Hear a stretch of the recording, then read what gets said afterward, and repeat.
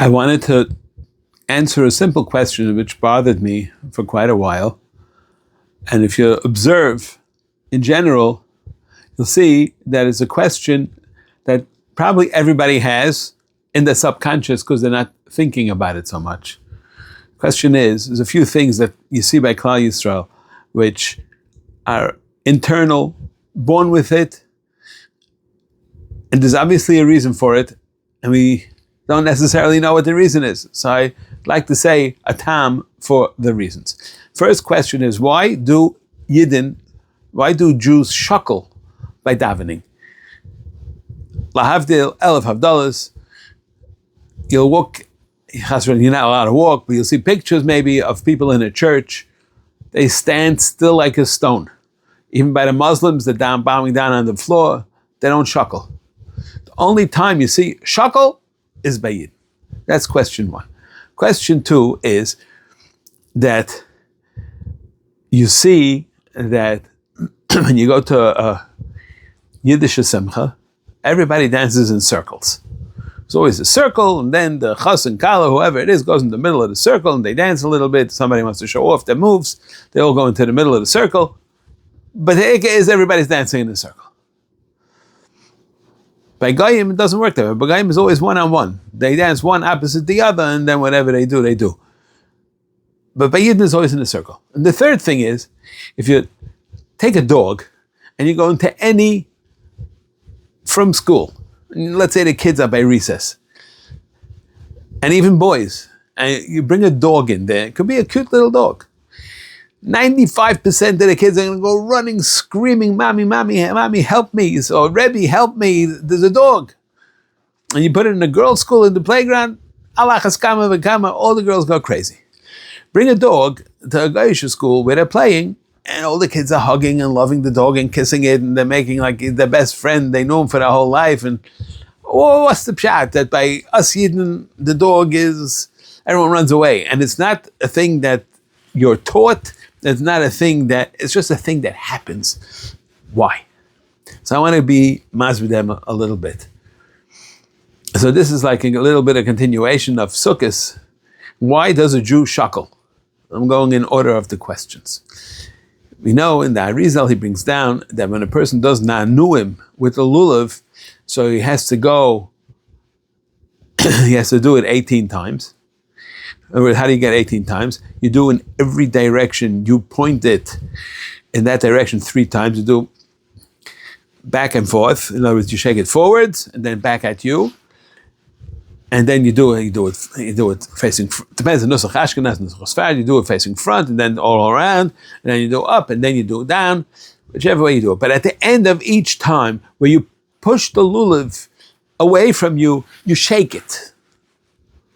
So every time you are the reason why we do it in all as many times, we do it in 6 directions, which is gematria, so 6 times 3, because you're shaking it each time 3 times is 18, which is Keneged Chai Almid.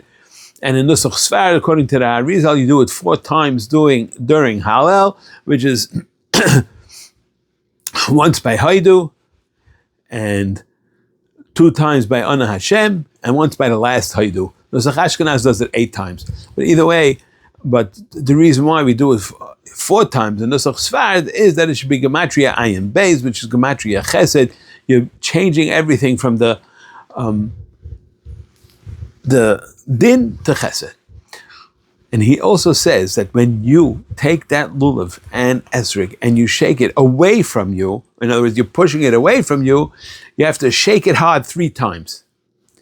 And he says the reason why you're shaking it is because shaking is what takes away the klippus. And you're taking away klippus when you shake. Now, when a person davens, what are klippus? Just to have an idea, we talk about it all the time. It's a ruach ra, whatever it is. The simplest understanding of a klippa is that you get a ruach shtus in your brain. Let's say you're davening Shemona Esrei. There's a famous joke that the Rebbe in the shul, that after Shemona Esrei, he walks around to all the mispalim and he tells them Shalom Aleichem. They say, Rebbe, we were here the whole time. What are you telling us Shalom Aleichem for? So he says, no, you don't understand. He says, the reason why I'm telling you Shalom Aleichem, because you were thinking about your business trip in Hong Kong, and you were thinking about your vacation in Florida, and you were thinking about the last trip to Eretz Yisrael, and you were in the middle of your business meeting. So now that Shemona Esrei is over, you all came back to the shul. So if I'm giving you Shalom Aleichem, welcome you back. The idea only went away in their minds. The Ikka Klipa, the Ikka Koyach of the Satan is to attack you in your brain. He gets you, he puts imaginations in your head, and hopefully the klipa is that he puts bad thoughts in your head. He takes away your concentration during Shemona Esrei. He takes away your concentration during learning. He focuses, instead of focusing on the things that are important, he lets you focus on shtusim v'avolim that come into your head. Klipas is that comes into your brain, and chas v'sholom, it should never able to bring you to an avera, but it's possible that it can. So the point is that by shaking, you're shaking away the klipa. It will not come onto you. When you shake the lulav 3 directions, the lulav is bringing the chesed to you. If you have the klipa blocking it, it won't bring the chesed to you. So too in Shemona Esrei, you shake like the lulav in order to keep the klipa away from your brain. That's why we internally are always trying to keep away that klipa from affecting us. And therefore, since we're always trying, we want to be Kedosh, we want to be Taharim, we want to be close to Hashem, is we have to have the klipa out of our bodies. Therefore we shake and shuckle. It's an internal action. It's not something external, it's internal. We don't even know why we do it. It just comes naturally because we want to get rid of the klipa. Mashenka by a guy, they never shuckle because they're very happy, because Chaya Olam Hazeh is all taivus and gufnius and everything else, so they're very happy to have it. They don't want to shake it away. They don't want to shake it off. They want to keep it inside. But us Yidna Kedoshim, we want to keep it away. As we say, you sing a Simchas Torah, you say it all the time, V'tayar libeinu la'avdecha be'emes. We want to be pure. How is V'tayar libeinu? To get rid of machshavas zaros, and that's the klipa that we always have to worry about. That's why we shuckle in order to get rid of the klipa, and you have a raya from the Arizal, you do it by lulav. That's one. The second thing is, not as you say theistic, is is why a Jew is afraid of dogs. So there's a lot of Torah on it. I gave many shiurim on it, but just to sum it up briefly, the Rambam, he brings down La'ilum Yachzik Adam Kelev. The Gemara says La'ilum Yachzik Adam Kelev Rabbeteich Beisai. Says the Rambam, when he brings down Allah, he says La'ilum Yachzik Adam Kelev B'teich Beisai. He leaves out the word Ra. Say the nice Kalem on the side, that the reason why the Rambam left out the word Ra, because it's not necessary, because every dog is B'cheskas Ra. There's no such thing as a good dog. We see my dog is man's best friend. He's cute, he's great, and everything else is great. The dogs are friends. Maral has an explanation. He says that the reason why the dog is man's best friend, because the dog is the ultimate Peirik Oil from the Rabbeinu Shloim. He's the one who tells you, I don't have to listen to you, Rabbeinu Shloim. This person is my master. I'll be loyal to him, and I'm being Peirik Oil from you, Rabbeinu Shloim. And that's what the dog represents, which is the greatest. We'll call it a klipa. He represents after the Nachash HaKadmoni, he is the cause of the greatest sin. If you look in some of the Sfarim, Rab Shamshin Astropolia and other Sifrei Kabbalah, they talk extensively about a dog, what a bad klipa the dog is. You see, he's singled out by Yitzias Mitzrayim, Le'echratz Kelev L'shaynai. Like the dog is really so bad, that was the big deal. The lions also didn't roar by Makas B'chayris, by Mitzrayim. So why only the dog? Because the dogs are bad. It's bad. We expect them to make a lot of noise, right? So therefore, they were good. So therefore, it shows us that even though we expect them to be bad, they acted good. So we give them credit, right? That's why it's like Kelev Tashlicha Noisa. We give them also, again, a reward for them being quiet. Like Kelev Tashlicha Noisa. It doesn't say give it to the cat or give it to the lion or other animals that can make plenty of noise. But that's like Kelev, because the Kelev is really the bad guy.